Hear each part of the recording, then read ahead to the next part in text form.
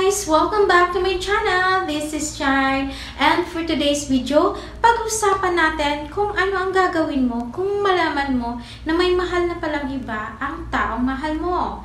And before that, don't forget to subscribe, click the notification bell para updated kayo sa susunod kong video. So, ayun nga guys. Ano nga ba ang gagawin mo once na nalaman mo na may mahal ng iba ang taong mahal mo? It hurts, diba? Ang sakit, diba? So, once na gano'n ang nalaman mo, una, wag na wag kayong magagalit sa kanya. Wag niyo siyang awayin. Wag mo siyang murahin. Wag niyo siyang pagsasalitaan ng hindi maganda.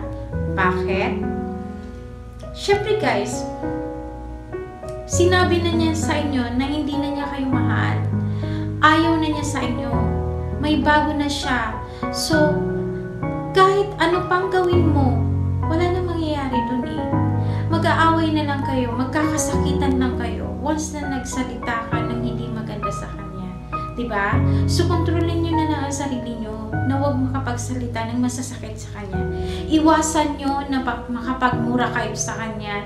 Yun ang hindi maganda. Once na nag-break up, naghihiwalay ng isang tao, is yung pag-aaway, nagsasalitaan ng masasama. What for? Kasi may pinagsamahan naman kayo. Nagmahalan dan kayo nung una. Bakit kayo magmumurahan? Diba?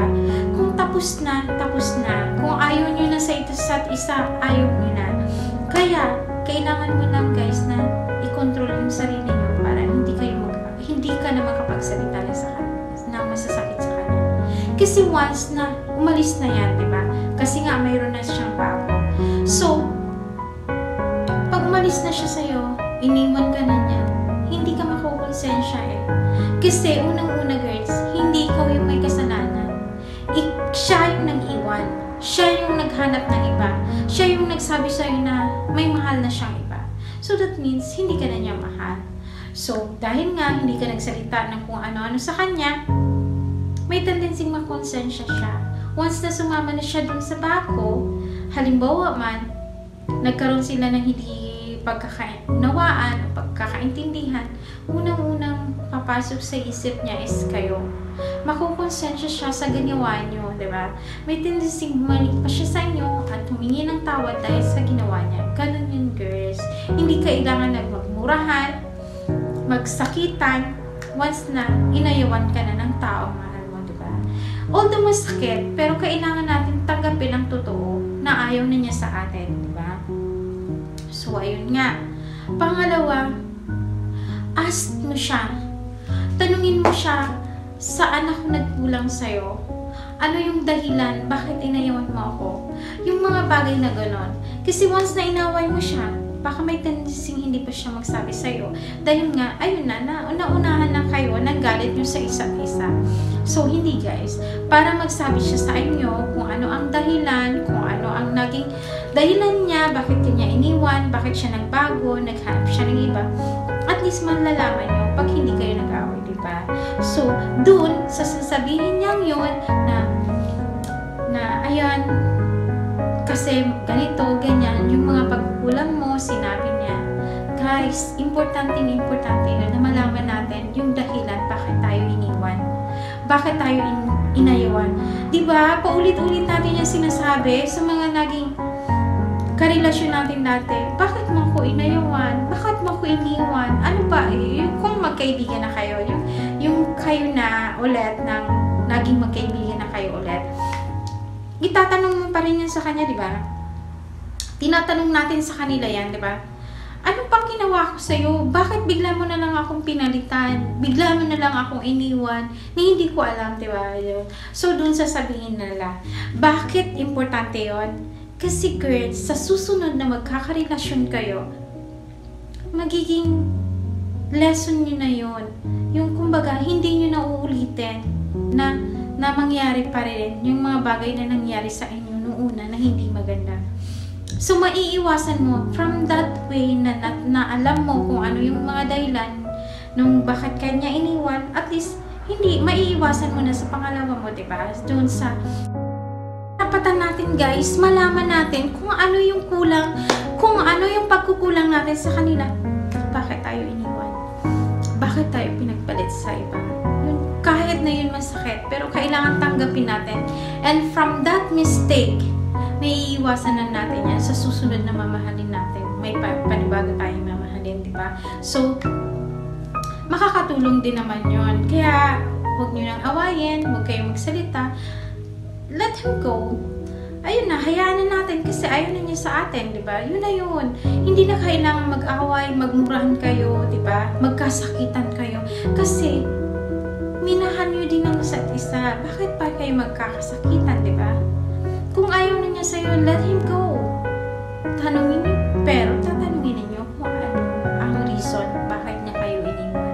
Kasi, yun na nga yung sinabi ko sa inyo, magiging ano nyo yun para sa susunod yung karelasyon, sa mahal nyo. Para maiwasan ninyo na mangyari ulit yung dati dun sa pangalawa nyo. Diba guys? So, ano yung pangatlo na ano ang gagawin nyo pag nalaman nyo hindi na kayo mahal ng taong mahal nyo? Pangatlo guys is move on. Yun ang pinaka-importanteng salita pag kayo hiniwalayan or after ng after ng break nyo, pag-break ng boyfriend nyo, after ng hiwalayan nyo, yun yung pinaka-importanting words. Mag-move on. Yung tanggapin natin yung pagkatalo natin. Diba? Yung marunong tayong tumanggap. So, isang bagay para tayo makapag-move on is yung iiyak mo yan. Iiyak mo yan ng iiyak. Walang masama kung umiyak, diba? Walang masama makita ka ng tao na magang-maga ang mata mong kakaiyak, diba? Kasi guys, alam mo, sa isang relasyon natin, nagkakaproblema tayo madalas. Hindi mawawala yan sa isang relasyon. At ang mga bagay na yan, hindi natin kailangan ikwento sa ibang tao, di ba? Kasi hindi naman sila makakatulong sa atin. Walang magagawa ang pagkwento natin sa kanila, di ba? Yung at least pag umiyak tayo, hindi nga 100% na magiging okay tayo, pero mababawasan yung sakit na dinadala natin, di ba? Dun sa pag-iyak natin, doon na natin ilabas yung galit natin na hindi natin ilabas sa kanya, di ba? Doon na natin ilabas. Umiyak ka, ilabas mo lahat ng galit mo, sama ng loob mo, doon sa taong mahal mo na inayawan ka na pinagpalit ka. Gawin mo yun. Lahat ng mga bagay na sama ng loob mo, ilabas mo pag umiiyak ka. Kasi isang malaking tulong yun para makapag-move on ang isang tao, di ba? Wag mong umiiyak ka nga, pero nandun din lang sa loob, hindi mo mailabas-labas yung mga sakit na nararamdaman mo dun sa taong niloko ka lang o pinagpalit ka lang, di ba? So, ganun. Kailangan natin na mag-move on through pag-iyak. Nakakatulong yun para makapag-move on ang isang tao, makapagbawas ng sakit na nararamdaman ng isang tao. Alam nyo guys, na once na hiniwalayan tayo ng taong mahal natin, yung ganun, yung mahal na mahal mo siya, tapos bigla ka na lang iiwan, bigla na lang siyang magbabago sa'yo. Ang sakit nun. At walang ibang tao na makakaintindi sa atin nun, kundi tayo lang, diba? Yung tayo lang talaga, wala nang iba. So, kahit naman ikwento mo pa yan sa iba, so, ayun nga guys, kahit ikwento mo yan sa iba, hindi mababawasan ang sakit na nararamdaman natin, di ba? Kung hindi, tayo lang talaga ang makakaintindi. Tayo lang ang makakagawa ng paraan kung paano tayo makakapag-move on. Through pag-iyak, magagawa natin yan, di ba? Hindi man 100% na magiging okay tayo, pero at least nabawasan yung sama ng loob na nararamdaman natin. Kasi nga, di ba guys, hindi natin inilabas sa kanya, hindi mo siya minura. Kaya sa pag-iyak natin, malaking tulong yun. Huwag na natin isipin yung tao na magsasabi, uy, bakit naiiyak ka ng iyak? Hindi siya yung taong dapat mong iyakan. Oo, hindi nga siya yung taong dapat mong iyakan dahil nga sa ginawa sa'yo, pinagpalit ka. Pero, may mga bagay na nagmahalan kayo. Nandun na yun. Minahal ka din niya. Kaya nga lang, nakakita siya ng bago, pinagpalit ka. So, that means may kulang sa'yo, diba? So, ayun guys, huwag niyo na siyang i-hold. Kung ayaw na niya sa inyo, move on. Set him free. Wala na, ayaw na niya sa'yo. Wala ka nang magagawa, ganon. Para hindi lang lumala yung ano nyo, yung paghiwalayan niyo, maging okay pa rin yung paghiwalayan niyo. Huwag kayong magsalita ng masakit na salita sa kanya. Diba? Yung ang sakit kasi diba?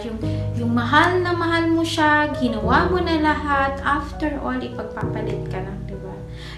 Yung iba pa nga dyan yung iba pa dyan na mga boyfriend nyo lang, alam naman nila na mahal ka, tapos bigla ka na lang iiwan. Hindi mo alam kung anong dahilan forever. Ayun, so yun ang masakit na masakit, basta ka na lang iniwan na hindi mo alam.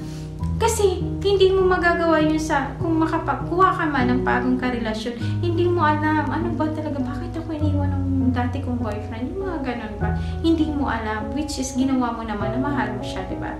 So, yun yung masakit yun, guys. So, kaya, isang tips para ka makapag-move on is ang pag-iyak. Second is acceptance. Paano natin matatanggap? Paano tayo makakapag-move on? Paano natin matatanggap na, ayun, wala na, ayaw na niya sa atin, ayaw na niya sa akin, iniwan na niya ako, may mahal na siyang iba. Yun yung masakit na mga salita after nyo mag-break up, after nyo maghiwalay. Makakaya kaya na wala siya? Siyempre ako guys, nagkaroon din naman ako ng mga ganon. Pero yun yung bagay na iiyak ka talaga Nandun yung time na iiyak ka Tatanungin mo, bakit? Anong ginawa ko? Hindi ko alam ko anong ginawa ko. Bakit? Basta na lang ako inayawan nang hindi ko alam. Yung ganon ba? Tapos, kaya ko ba? Ngayon na wala na siya, kaya ko ba? So, ang hirap, diba? Ang hirap sabihin na kaya ko. Yung parang, nasanay ka na nandyan siya, diba? Yung nandyan siya lagi, araw-araw magkasama kayo, tapos biglang mawawala. Ang sakit, diba? So, once na marunong kang tumanggap ng pagkatalo, marunong kang tumanggap ng pagkabigo mo, yung hindi ka na minahal, ayaw na niya sa'yo, tanggapin mo yun. Kasi wala ka na magagawa. Once na ang tao, umayaw na sa'yo, hindi mo na kahit ipilit yung sarili mo na, hindi, mahal pa niya ako Mahal na mahal pa niya ako, pwedeng kami pa ulit. Ganon tayo girls Tayo ang nag-iisip niyan.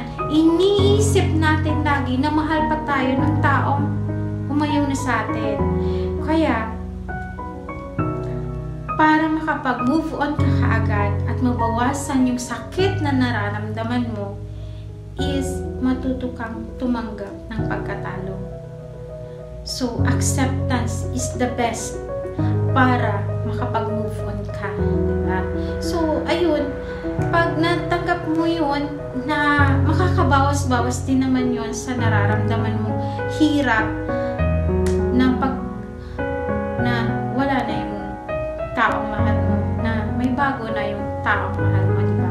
So, isa yun, guys. So, isa pang tips, guys, para makapag-move on. Isang tips pa, aside sa pag-iyak, acceptance, and ngayon naman is ang pagbablock sa kanya sa social media.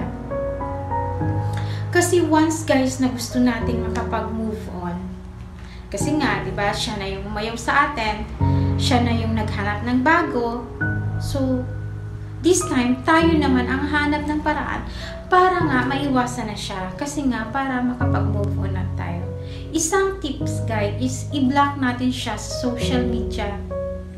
So kung saan kayo dati nag-uusap, Facebook, Instagram, WhatsApp, Twitter, ayun, ialis na natin siya doon, i-block natin siya para hindi na siya magkaroon ng pagkakataon para makontak ka.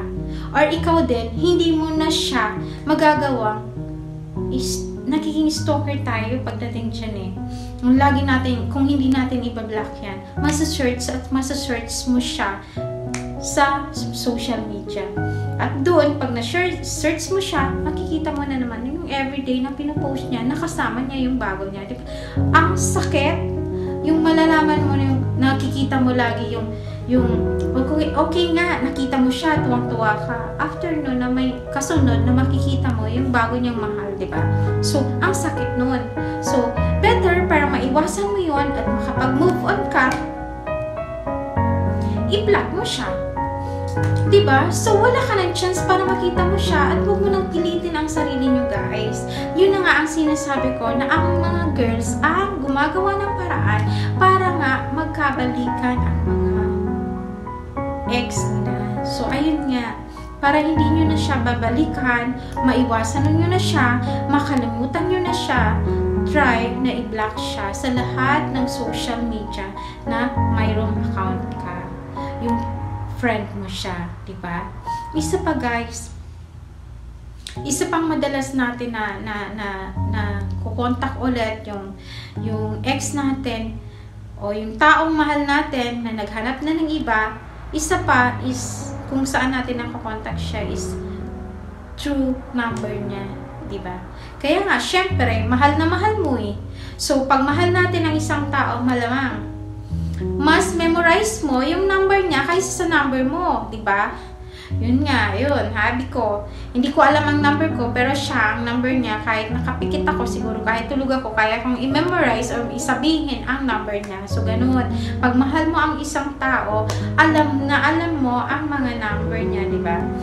So, isa pa yun guys. So, syempre, hindi mo na hindi mo yan maaalis sa isip mo. Alam mo ang number na ginagamit niya. So, guys, ikaw na lang ang mag-adjust. So, try to buy another number. Magpalit ka ng number. Bumili ka. At wag niyo siyang tatawagan. Wag niyo siyang tatawagan para makontak niyo siya ulit, para magkaroon siya ulit ng chance sa'yo. Alam niyo guys, kung ayaw na sa inyo ng tao, tapos balik kayo, sumisiksik kayo ng sumisiksik, girls, hindi maganda yun. Kasi, gagamitin na lang kayo niyan. Kasi alam niya na patay kayo sa kanya. So, hindi ka na niya mahal, hindi lang niya sa'yo masabi kasi nga, ikaw yung nagkakabul sa kanya. Ayun, yun yung hindi magandang epekto doon. So, at saka, hindi ka rin makakapag-move on. Pag ganun, nang ganun, paulit-ulit na lang ang ginagawa mo, hindi ka nun makakapag-move on. So, kailangan mong i-let go na talaga siya. Kalimutan na talaga siya. So, in that way, dahil sa pagbablock nyo sa kanya, sa lahat ng social media, wala na siya na way pa para makontak pa kayo, di ba? Para makapag-send pa siya sa inyo ng magagandang message o para makapag-send ka pa ng magagandang message sa kanya, wag na, iwasan nyo na yon. Kasi para rin sa inyo yon, para makamove on kayo kaagad-agad. Diba? So, ganun lang yun. Wag na natin i-insist ang mga sarili natin once na ayaw na sa atin ang taong mga mahal natin. Diba? Let him go and move on. At matuto tayong mag-accept. So, isa pa guys, para makapag-move on tayo. Isa pang tips para makapag-move on tayo is pag tapos na. So, isa kasi guys, after ng break up natin is nag-i-expect pa tayo mga girls eh.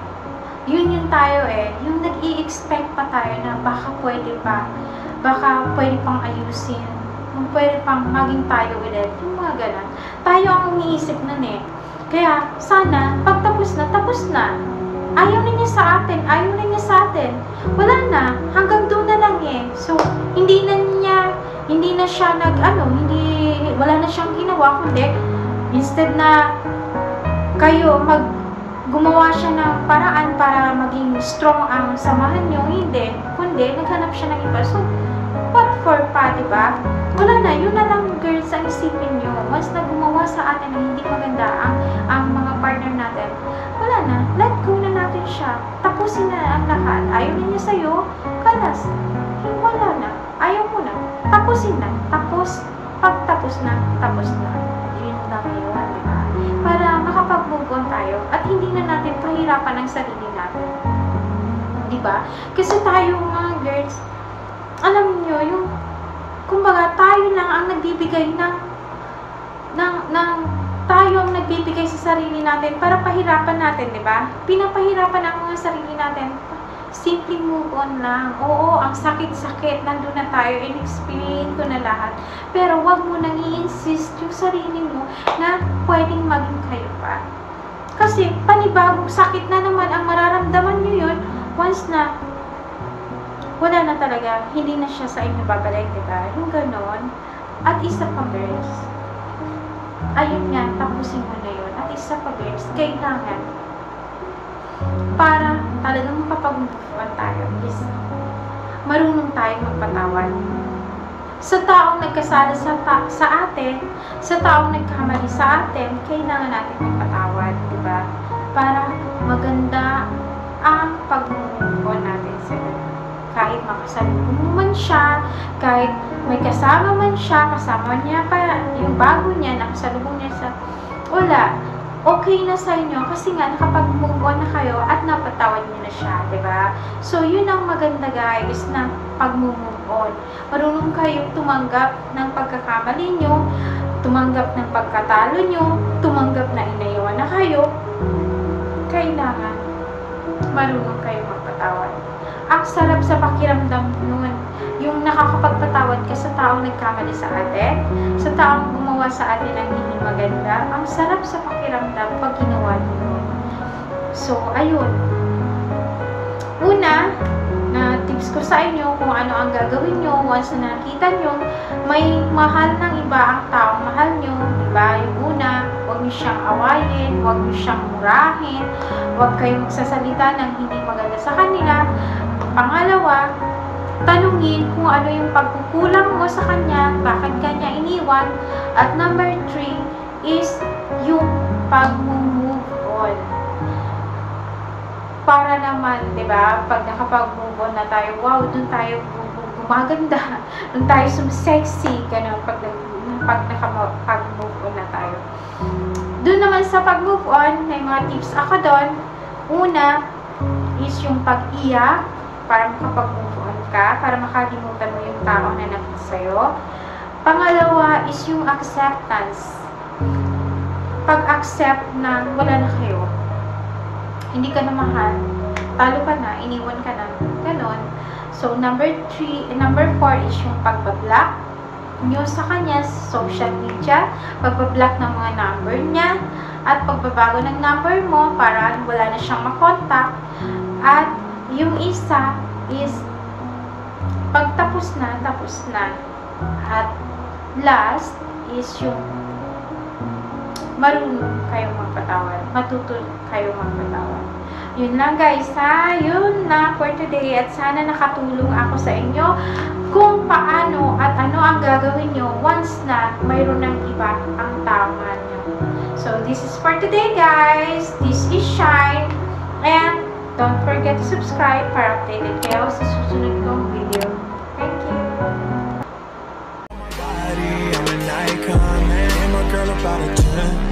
I should fuck her in the Benz.